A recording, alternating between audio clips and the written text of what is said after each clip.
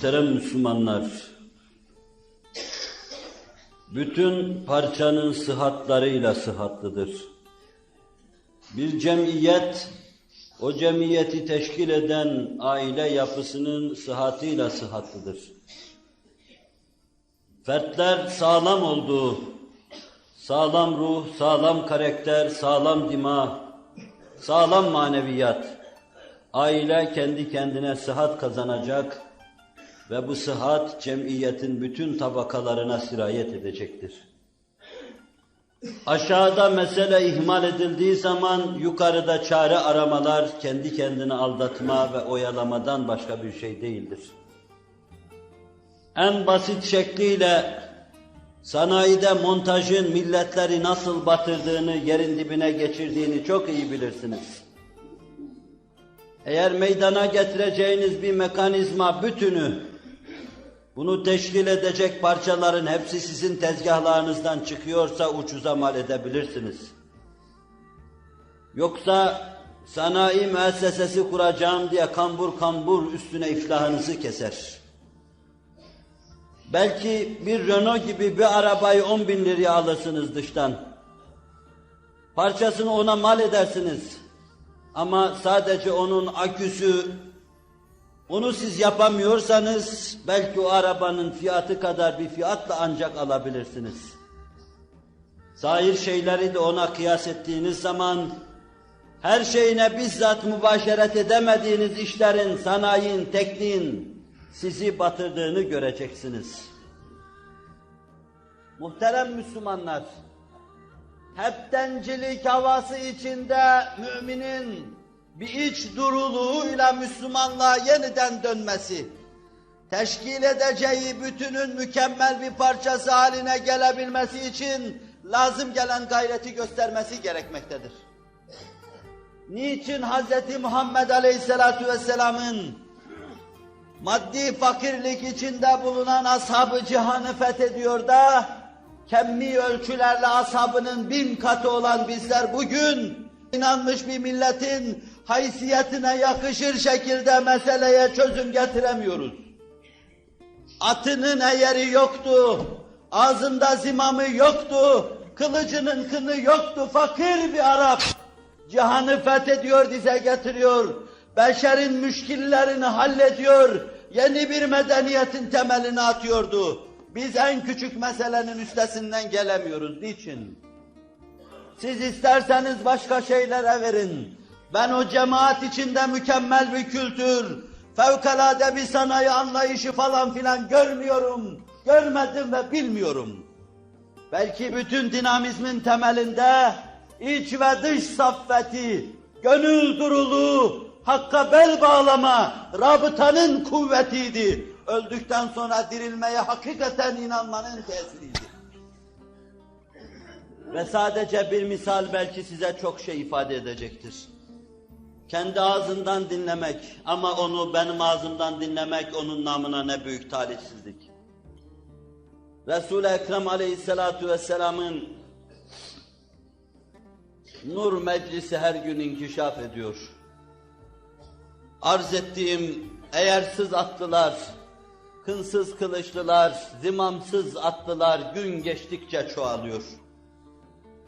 Vaziyet ve gidişatı herkes anlamasa bile, tohumu toprağa atan zürra öyle anlamış ki, onlara vaitlerde bulunurken işin encamından gayet emindir.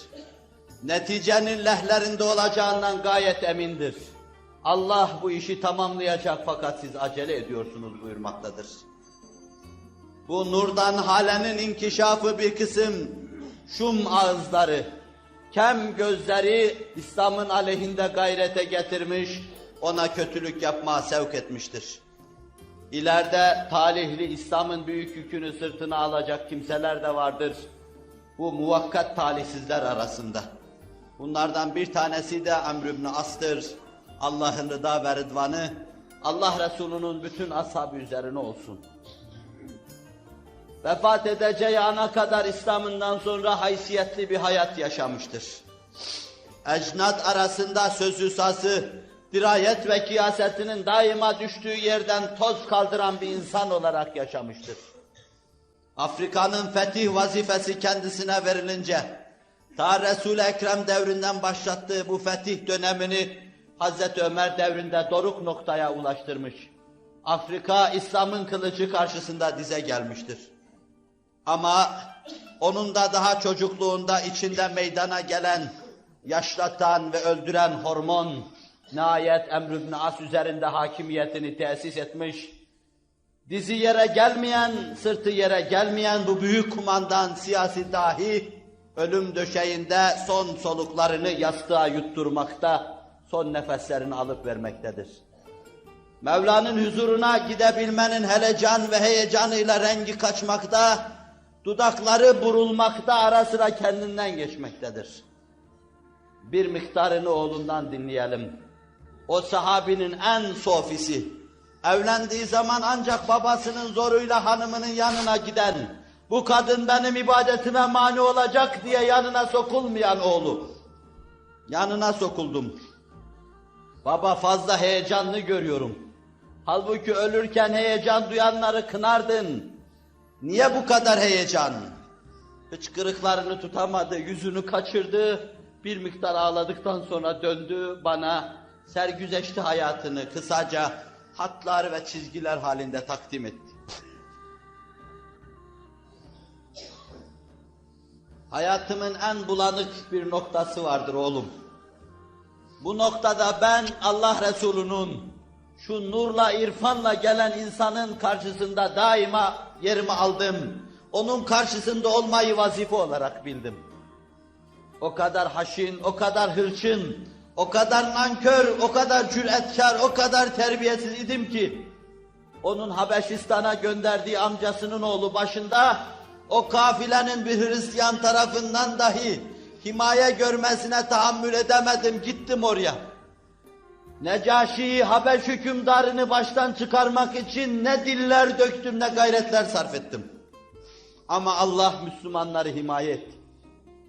Ben Mekke'ye yeniden döndüm. Küfrüm, dalaletim, tuğyanım içimde ıstıraplar meydana getiriyordu. Fakat büyük hakikat karşısında buzdan dağların tahammül etmesine imkan yoktu. Nihayet benim de içim eridi. Adeta içimde çağlayanlar meydana geliyordu. İçimdeki bu şiddetli arzunun önüne geçemez oldum. Bir gece karanlıkta Mekke'yi terk etmeye karar verdiğim zaman, çıktığım bir kalebendin deliğinden, bir duvarın açığından ve gediğinden çıktığım zaman, uzakta Halid bin Velid'in de aynı heyecanla Medine'ye doğru azmirah ettiğini müşahede ettim. Bin endişe ve korkuyla yüz yüze geldik. Bin endişe ve korkuyla içimizi birbirimize şerh ettik. İkimiz de niyetlerimizi gizliyorduk. İkimizin kanaatı da Medine'ye gitmekte ama neden sonra ancak açabildik. Ve sonra da sarmaş dolaş olduk.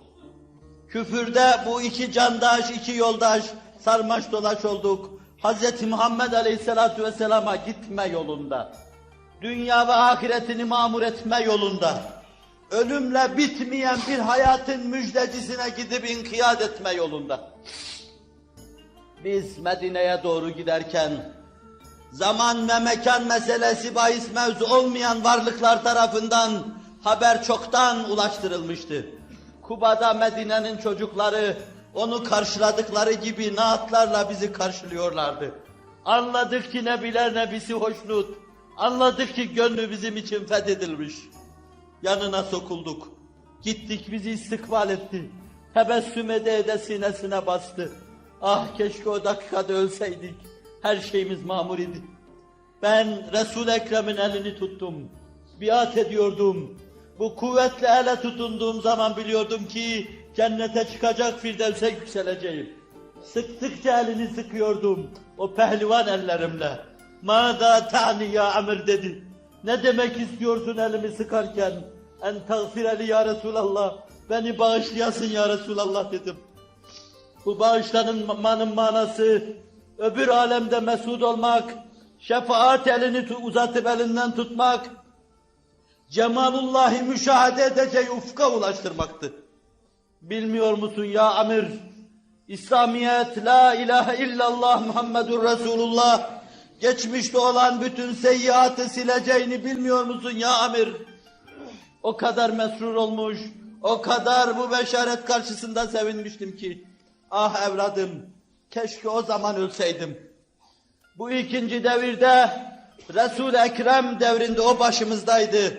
İçimizi şerh ediyorduk. Fethi orduları içinde gidersek her şeyi, her emri ondan alıyorduk. Huzurlu bir dönem başlamıştı. Cennete tercih edeceğimiz bir dönem başlamıştı.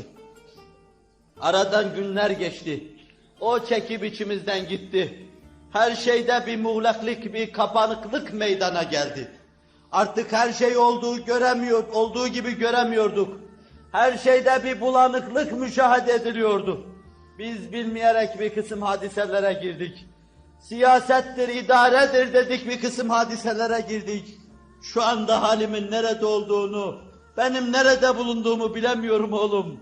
Ne kadar Resulullah'tan uzaklaştım, ne kadar cennete liyakattan uzaklaştım, ne kadar Allah'tan uzaklaştım demek istiyordu bilemiyorum. Dedi ve son sözlerini söyleyemedi. Yine benden yüzünü kaçırdı öbür tarafa, duvara. Muhasebesini yaptıktan sonra, öldükten sonra dirilmeye harfiyen inanmış olmanın havası içinde, muhasebesini yaptıktan sonra son soluklarını da yastığa yükleyiverdi ve meleği alaya yükseliverdi. Cenab-ı Hak öyle temiz akıbeti cümleye nasip eylesin. Muhterem mümin, herkes yaşadığı hayatta, bilemediği girizgahlarda nerede olduğunu merak ediyor. Sen nerede olduğunu hiç merak ettin mi? Allah'la aranda olan mesafe bakımından nerede olduğunu hiç merak ettin mi? Resul-i Ekrem'le aranda olan mesafe bakımından nerede olduğunu hiç merak ettin mi? Cennetle alakan noktasında nerede olduğunu hiç merak ettin mi? Hayatındaki seyyiatın ağır bir hamule halinde, sırtında bir yük halinde mevcudiyetini hiç hissettin mi? Etmediysen aşman gereken çok daha uzun mesafeler var. Etmediysen geçmen gereken çok zikzaklar var. Bu yol çok uzak, çok menzili var. Bunları aştıktan ve geçtikten sonra huzur inşirahi içinde Allah'a vasıl olacak, gerçek saadeti elde edeceksin. Nedir devleri dize getiren, nedir gözünü budaktan esirgemeyen insanların içinde endişe yerlerini estiren, öldükten sonra dirilecekleri, var olacakları o hayatta, hayatın hesabını hayatı bahşedene vermektir. Size hayatı bahşeden Hazreti Allah, bahşettiği hayatın her lahzasının hesabını sizden soracak, verdiği şeyleri teker teker alacaktır. İşte onun endişesini içinde taşıma, devi dize getiriyor, bülbül ebkem haline getiriyor. Koskoca Afrika'nın fatihini bir çocuk gibi hıçkıra hıçkıra ağlattırıyor. Ama bu ağlama ne tatlı ağlama. Mevla'ya hesap vermenin endişesini içinde duyup da ağlama ne tatlı ağlama. Samimiyetle böyle ağlamayı Allah cümleye nasip etsin. Böyle en canhıraş manzaralar, Mevla'nın huzuruna çıkma endişesi kendilerine arz edilirken dahi içinde bir ürperti, göz önlerinde bir yaşlık hissetmeyen, belki yeryüzünün en talihsiz bedbaht varlıklarıdır. Cenab-ı Hak onları da irşat ve hidayet eylesin. Ela inne ahsenel kelam ve ebla'n nizam.